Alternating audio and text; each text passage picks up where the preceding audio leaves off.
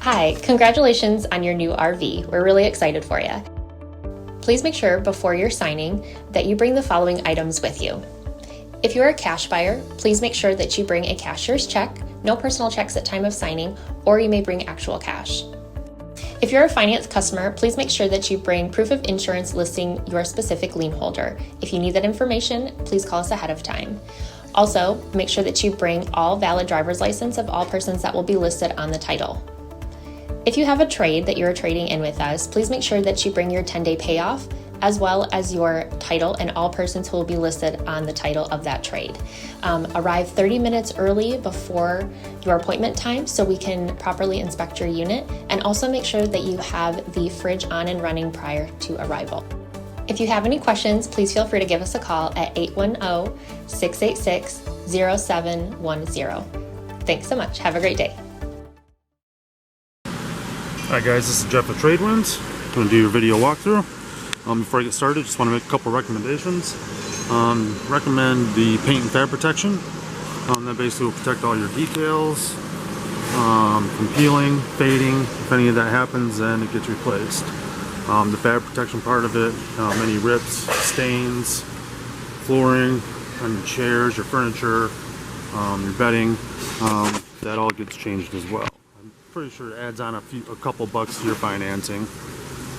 Other than that, if you plan on keeping it for a long period of time, definitely recommend the extended warranty. Alright, I'll get started. This is part of your convenience pack.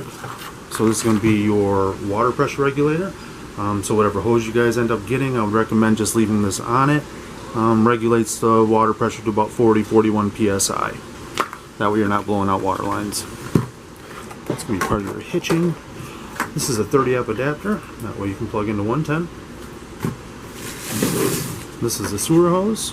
I'm not gonna lie, it's not the best sewer hose in the world, so I would definitely use your 10% when you guys come and pick up, and possibly get a new sewer hose. Save this one for a backup.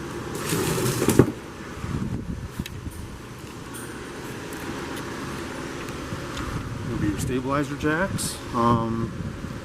If you have a cordless drill, that's just basically 3/4 inch. Be a lot faster if you have that.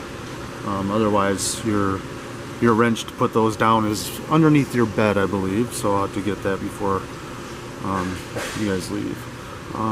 Those are just for stabilizing, not for leveling. You're gonna level out in the front here with your tongue jack. You might have to back up onto some blocks.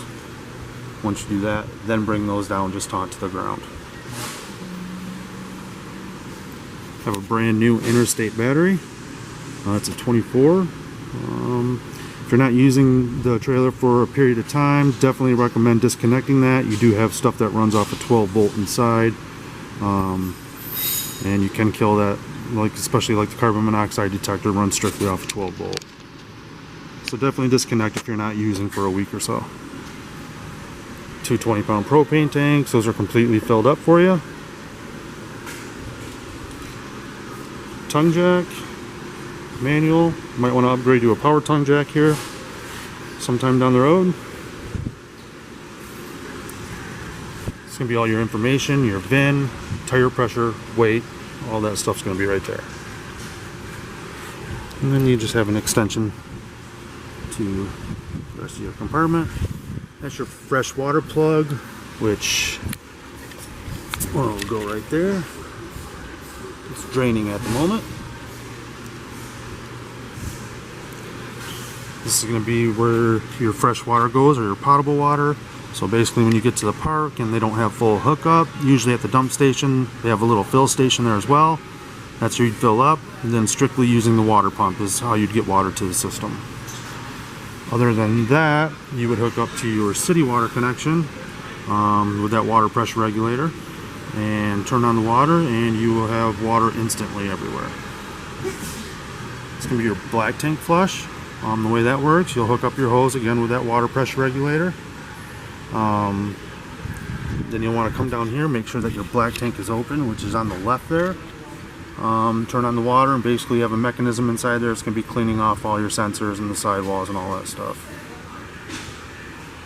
This is your dump station as well, so You'll hook your sewer hose up there, other end will go into the ground.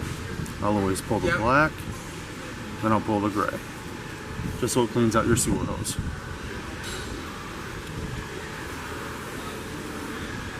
This is going to be your bob seal and wiper seal.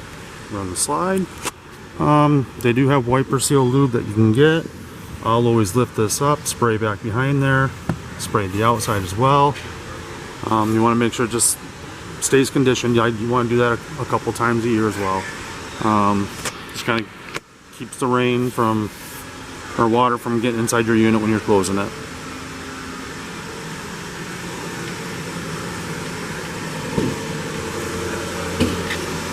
Definitely recommend getting on top of the roof a couple times a season as well. Check around your vents, all your seals. Just look for cracks and screws popping up.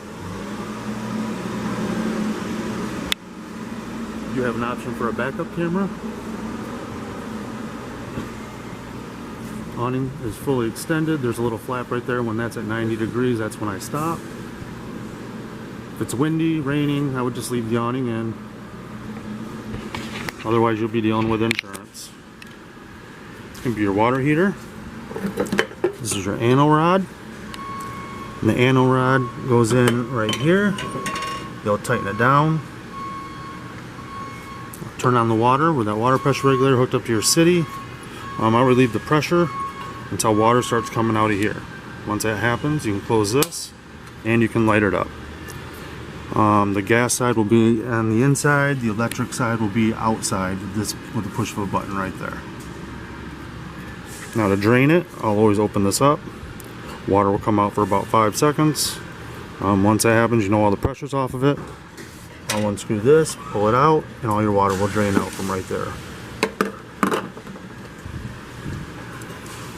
You have some 110 access to the back of the refrigerator. I would take that panel off once a year at least to vacuum it out, stuff like that. Exhaust your furnace. You can get screens for all this stuff as well. For the back of this, there, and there. Just kind of keep some mud daubers and wasp out.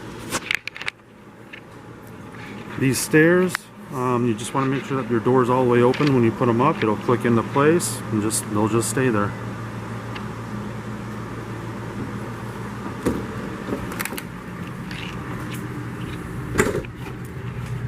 This can be your monitor panel, so whenever you push these buttons, it'll tell you what your levels are. You have your water heater for the gas side of it. The electric side is outside. You got your water pump, so if you're dry camping or if you're at the campground that doesn't have full hookup, that's where you'll fill up outside on your potable water and then turn on your water pump, and that's how you'll get water through the system. Interior lights, exterior lights will probably be your awning. You have your slide out, in and out, and your awning, extend and retract.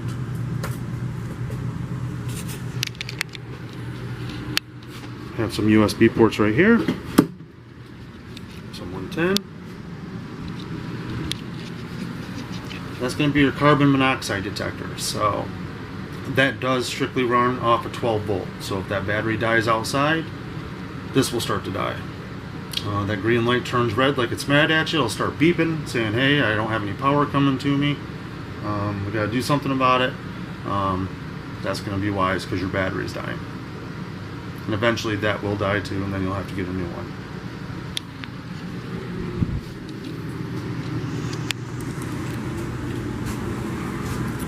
Stove. The stove top is all spark. The oven you will manually have to light by holding in the pilot. Right there.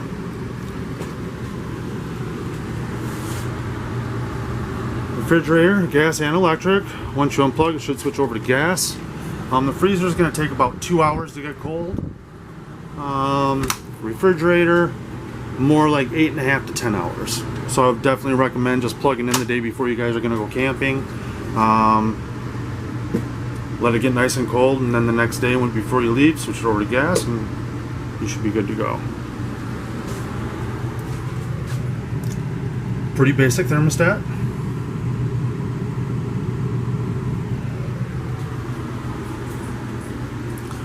Radio is DVD, CD, Bluetooth, It does have zones, so no, zone 1 will be inside, zone 2 outside.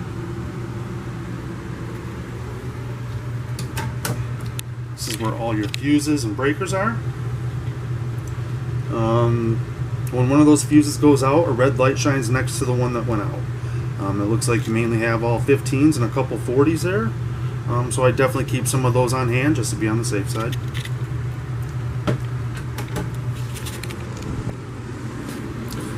This does turn into a bed. The table will just come off the poles. You can store those somewhere. They'll just rest right here on those wood pieces that go all the way around.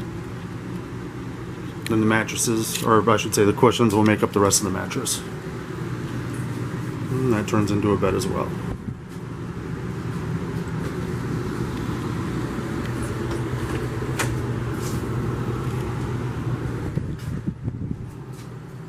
And you have a GFI plug in here, just like in your bathroom at home.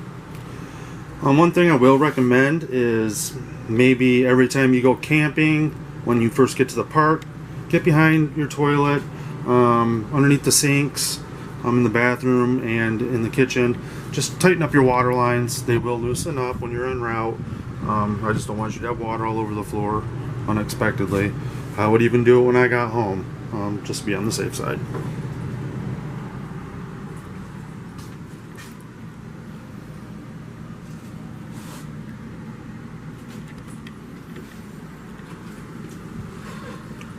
Alright guys, well thanks for purchasing from TradeWinds and have fun camping.